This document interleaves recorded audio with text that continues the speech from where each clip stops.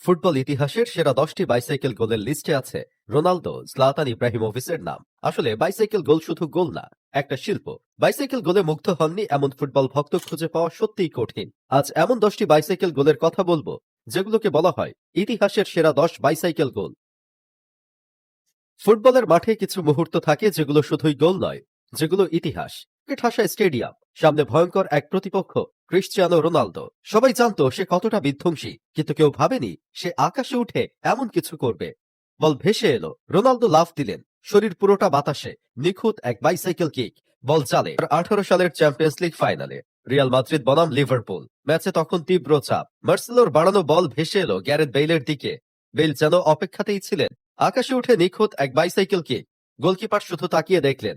সেই গোল শুধু ফাইনাল জেতায়নি, ফুটবলের সৌন্দর্যকে নতুন করে সংজ্ঞায়িত করেছে। ইংল্যান্ডের মাটিতে আরেকটি অবিস্মরণীয় দৃশ্য, ম্যানচেস্টার ডার্বি। ওল্ড ট্রাফোর্ড গর্জন করছে, নানি ক্রস আর ওয়েন রুনি মুহূর্তের মধ্যে শরীর ছুড়ে দিলেন বাতাসে।